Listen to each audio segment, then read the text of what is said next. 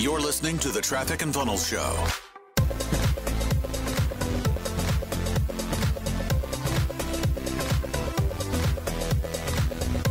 Hey folks, this is Alan, producer of the TNF Show. Today's episode comes from a sales training Taylor did where he discusses a new definition of maturity, doing the right thing, and becoming a healthier person. Join our podcast subscriber community by visiting trafficandfunnels.com/subscribe to get a free gift from us and also get access to special deals on our next level paid products. All right, here's the show. So I was thinking this morning, it's kind of been a week of, I've sensed a lot of fatigue. We already talked about this with some of the TF crew, but a little bit in Wealth Cap with the execs, a little bit in Sales Mentor. So whenever I notice that, I start kind of pulling off of resources and experience to train on what I'm seeing. So I'll drop some points for you guys on navigating down seasons, navigating slumps. How many of you feel like you have been in a good hot streak for a little while? How many of you feel like you've recently been in a slump and you're trying to get back to a hot streak? Okay, you can't put your hand up twice. Because you can't be in a hot streak and in a down streak. Well, you were, and then you got there. Oh, yeah, no. Okay, she's back. Cool. I've been through a lot of down seasons, probably more than you guys are aware of. I think it's easy sometimes to look at my life and think that everything works and things don't break and that I hit all my targets. So one of the things I want to correct real fast is just correcting the expectation. If you have big goals, you're going to get the beat out of you. You've got to stop associating a big vision with this like momentum path that nothing's ever going to stop you. You've got to stop looking at Peyton and thinking that he's never been beat up. You can't look at Mike and think, well, he doesn't ever have a challenging season. And so never forget that the definition of maturity, and I've updated this since I last taught about it, is the ability to do the right thing without seeing the rewards and enjoy it. So that's the adaptation. The previous definition was the ability to do the right thing and not see the right results. How long can you do the right thing when things are not working out? But what I've noticed is that there's people, who I won't name their names, who have so much drive that they'll do the right thing, but they'll be pissed off the whole time if the rewards aren't there. And when there's not an enjoyment factor, you run the risk of actually burning yourself out and kicking yourself out of the game. So I'll just be real candid.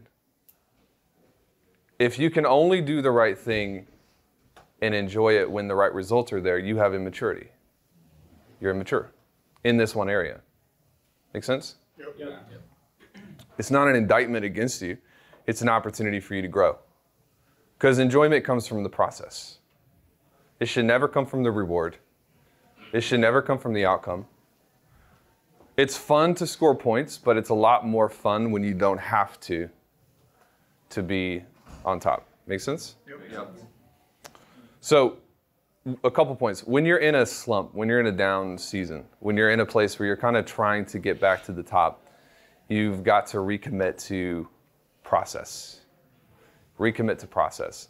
If your enjoyment comes from making sales, and that's you have no diversity in your confidence, can only be happy if she's closing $1 million a month, now a risk to the entire organization. And she's a risk to herself and her own vision. Your fulfillment's got to come from waking up at the right time, hitting the targets you set for yourself. Are you happy if you can end the day with no sales, but you did everything you were supposed to do? Can you be happy? Yeah. Can you be happy is one question. Are you happy is another question. Can you do it? Everyone's going to say yes. But are you doing it? That's a completely different type of question to answer, right? Yeah. Make sense? Any questions about this so far? No. When you're on a high, when you're on a streak, how many of you have been on like a record month and it just didn't do it for you for very long? Okay. Half the room is being honest and half the room is lying. You had a record month and you're still not happy. Oh, yeah. You're happy for a day and a half. Well, I had a record month last month, but I didn't hit my goal, so okay. I had to discipline myself. Yeah, there you go, Jim Rohn. He set a record in holdings last month, and he was pissed off, like literally pissed off, because he set a target of 2 million, but he only hit 1.5 million. But the most he'd ever hit before was what, 700, 600? So you did this at the beginning too.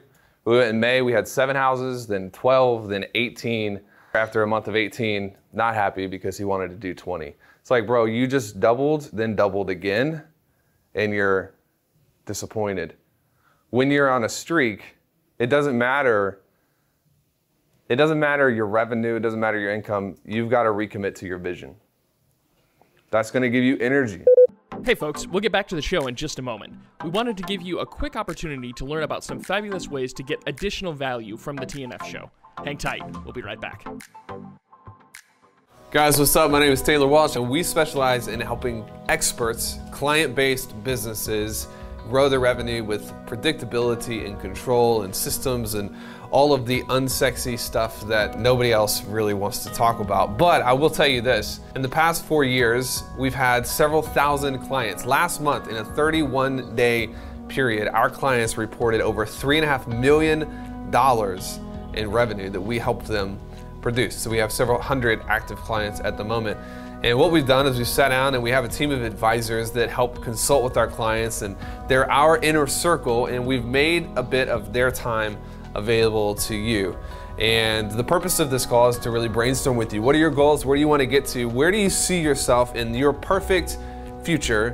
What do you want to accomplish? How many clients do you want to have? What's your revenue look like? What are all the big goals that you might not even know are possible? And we'll spend 45 minutes to an hour with you brainstorming through that and creating a plan, an actual blueprint that can be implemented to achieve the things that you want to achieve. And people report that these are the most valuable couple of minutes they've ever spent in their life working on their business. And every single one of our multi-7 or 8-figure clients, this was the first step. You don't have to be a client. There's no pressure involved in this, okay? This is literally the first step in acknowledging that, you know, to get to point B and you're at point A, there might need to be some changes in the middle to actually get to that destination. We're gonna isolate those and tell you what they are. Sign up for this, show up, grab a notebook or something to take notes with. And my one piece of advice for you is be willing to go deep and talk about the things that you actually want to achieve, and we'll help you build a strategy for that. Again, my name is Taylor. I hope to see you real soon on the inside, and please take advantage of these calls. Visit trafficandfunnels.com/book a call. That's trafficandfunnels.com/book a call. Yo, what's up, crew? Taylor Welch here, and if you're a fan of this show and you want to get a little bit deeper in your commitment to your business and your growth and your revenue, head over to trafficandfunnels.com/subscribe. As a subscriber, you're going to get a free gift from us just to help you grow your business, and it's our way of saying thank you for joining the family.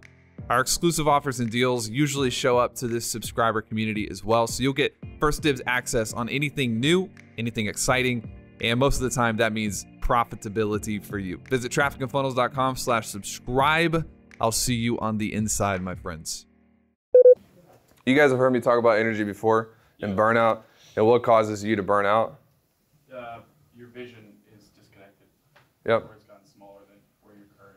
And then the second thing? You're setting targets, you don't know how to act really good. You have no depth perception. So your target is in 2022, but you don't know how to connect up tomorrow's effort to that end target of 2022. You guys have heard me ask the question, if you repeated today 1,000 days, are you closer or further away? You can't do that if you don't have a commitment to your vision. You don't know what it takes to get there. So a lot of times what will happen to a producer is they'll come in, they'll grow. Everything will be moving at warp speed, and they become disconnected to their personal vision in the process, and then they lose their energy. This might only be applicable for like 2 or 3 people, but we're on the precipice of some crazy growth, and what I don't want to see is people burning out because they're swept up in the slipstream of TF or Wealth Cap or Sales Mentor, and they lose touch of who they're becoming personally. And so their professional growth dwarfs everything else. Like sacrifices growth in other areas of your life. Yeah, if he's not becoming a better dad, he's who cares? Honestly, who cares? But especially for new people, like, you can't forget that your professional growth is going to come only out of a byproduct of your personal growth. I do not care about how many sales we make if we are losing the real game. And the real game is, there's two types of progress. And I'm just on a tangent, kind of flowing with the room, but sometimes we measure height, but we don't measure depth. And if we aren't growing taller, we're unhappy and unsatisfied. But I can tell you, if TF didn't grow height-wise at all, but we've become deeper, I'm completely satisfied with that. What does that mean? Stronger, better human. Yeah. Who you are. It's more Better the foundations. internal strength, We're gonna be able to grow taller if our roots are deeper. like Yep. bamboo. Yep. Like, I'm not only obsessed with revenue, with top line revenue. So if your only metric is, man, I did 25 last month, and if I don't do 26 this month, then I failed, then I think you're failing not because of your numbers, but because of your obsession with height, rather than being able to look at depth, root system. That's good. You know? So especially where we're headed, there's gonna be a lot of opportunities for us to grow really, really fast up. And if we forget to grow down, then we'll just fall over. We'll capitulate. Make sense? Makes sense. When you tie in enjoying this, whether or not results are there, gratitude, looking back at who you were to where you are now, is that a big piece in still having fun and enjoying it? No, well, I mean, it can be, but I think that enjoying, a lot of it comes from perception too. So if you get stuck in, like, we have a little bit of a bubble here, you know, like, Absolutely.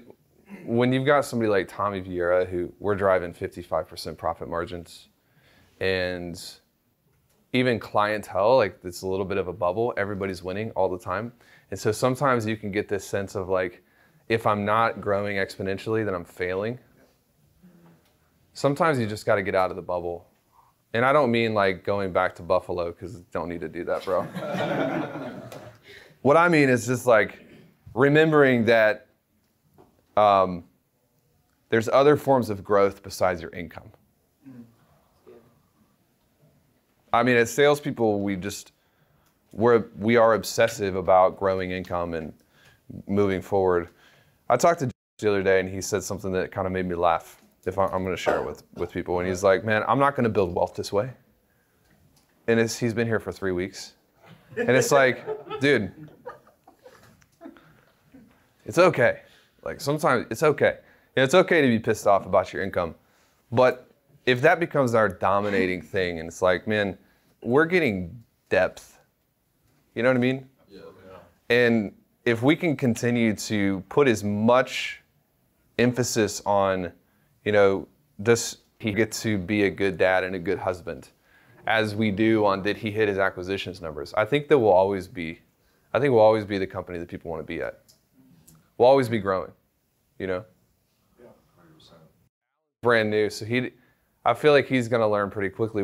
There's a difference between a culture that extracts value from you and a culture that invests value in you. And he's coming from a place where it's like he was extracted from. Go sell these houses, go hit these numbers, make us money. And now he's stepping into a culture where it's like, if he doesn't hit his numbers for the first 12 months, but he becomes healthy, then it's a win.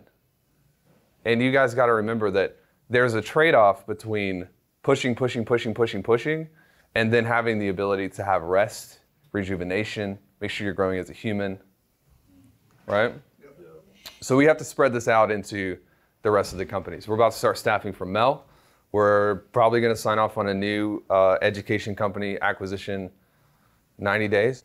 And the priority for me is that we can take the health from TF and we can move it into other companies, and we can be a beacon You know, like what we've been for clients, we're a beacon for health. What does health look like? How do you grow without sacrificing everything else? We're now going to transition to being a beacon for companies all over the world who have teams, but they don't know how to coach them, run them, train them. This might be over the heads of some of the newer people, but if you've been here a long time, just lock in on this idea of growing up and growing down, which is going to take you longer than 3 weeks. Thanks for listening. For more from Chris and Taylor, visit trafficandfunnels.com and get a free gift just for being a subscriber. That's trafficandfunnels.com.